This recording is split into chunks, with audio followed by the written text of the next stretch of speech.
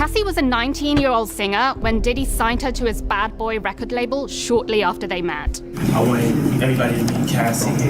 Y'all know ClassE. That's ClassE. When I saw her and I met her, that's what kind of made me like really fall in love with the project, because I saw something more than just records.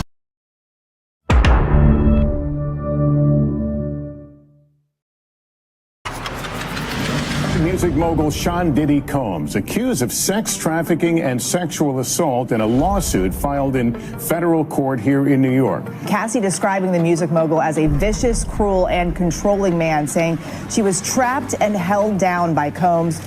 That Diddy interview was 6 years ago that he did on The Breakfast Club, by the way. ClassE Ventura was Diddy's on and off again girlfriend for a decade, and her allegations turned Diddy's world upside down. It's me and you now. I've been waiting, think I wanna make that move now. ClassE filed a lawsuit in November 2023, and that was the catalyst for the federal investigation and those military-style raids. How unusual is it for the feds to kind of have their eyes opened by civil litigation, which seems to have happened here? Well, it's certainly important for the feds, the Department of Justice, to have their eyes open to what's going on around them. With the Department of Homeland Security, well, it's easy if they're looking for something. That indicates that this goes beyond the border. And that tells me that the Department of Justice and the investigators in this case may have inclinations or information about that has led to the massive scale of this investigation. So to me, what that says is ClassE didn't get what she wanted from the settlement, or maybe she did. And then she gave some information to the DOJ. Maybe they approached her about it. Who knows? But who else is going to be given this type of information? Lil Rod doesn't seem to have that type of information. Kim, rest in peace, not here. It had to have been ClassE. ClassE was a 19-year-old singer when Diddy signed her to his Bad Boy record label shortly after they met. I wanted everybody to meet ClassE. Y'all know ClassE. That's ClassE. When I saw her and I met her, that's what kind of made me like really fall in love with the project, because I saw something more than just records. ClassE's self-titled album was released in 2006. About a year later, her relationship with Diddy became romantic. There you go. In her lawsuit, ClassE claimed Diddy quickly lured her into an ostentatious, fast-paced, and drug-fueled lifestyle.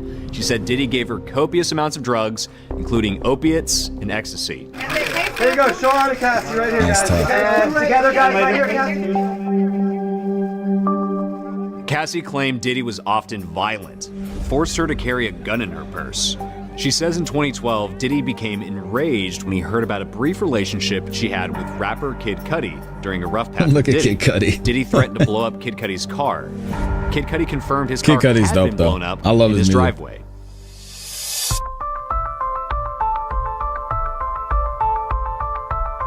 In 2015, ClassE claims a severely intoxicated Diddy dangled one of her friends off a 17th floor hotel balcony.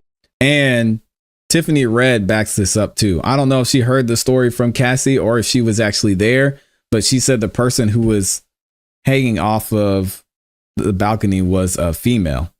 So I don't know. Maybe Tiffany will speak out more about this at a later date. Going on to accuse Combs of maybe in front of a grand jury, rage, alleging that he often punched, beat, kicked, and stomped on her.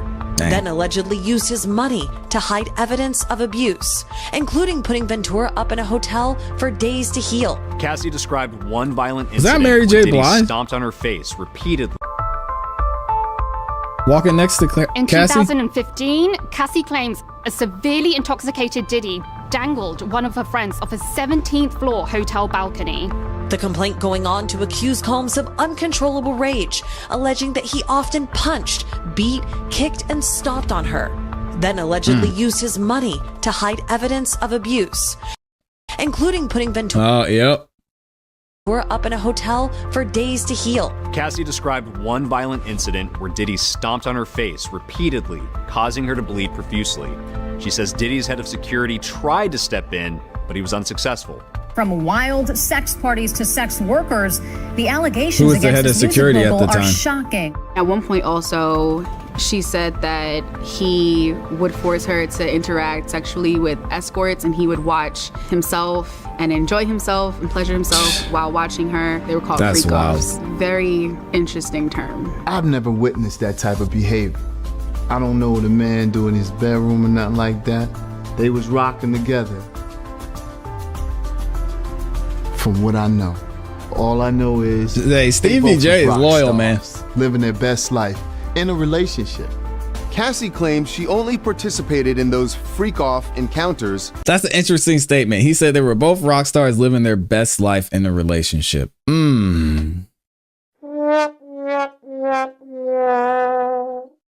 That's, I think, again, one of those things that people don't talk about a lot. And I asked about it on my channel when it comes to maybe some of the benefits and perks of this type of relationship.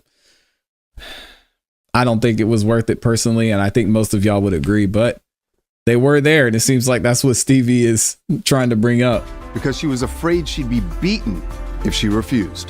ClassE also claimed near the end of their relationship, Diddy forced his way into her home and raped her. It's terrible.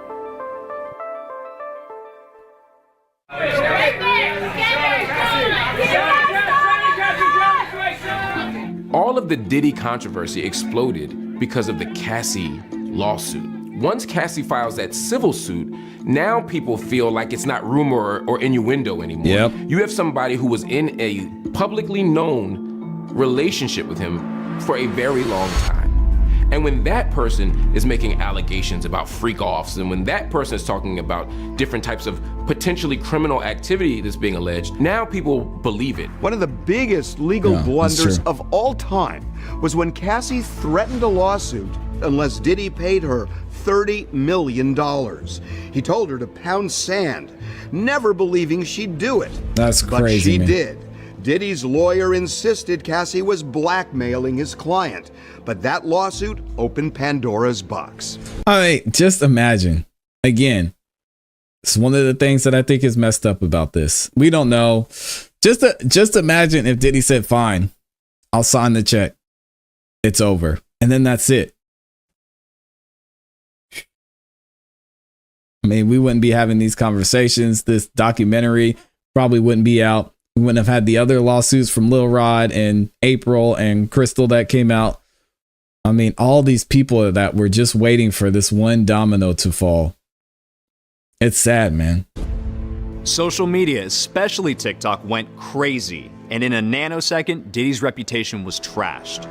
Ooh, Diddy, you are in trouble. The stuff that he made her do is sick. I hope ClassE gets the justice that she deserves.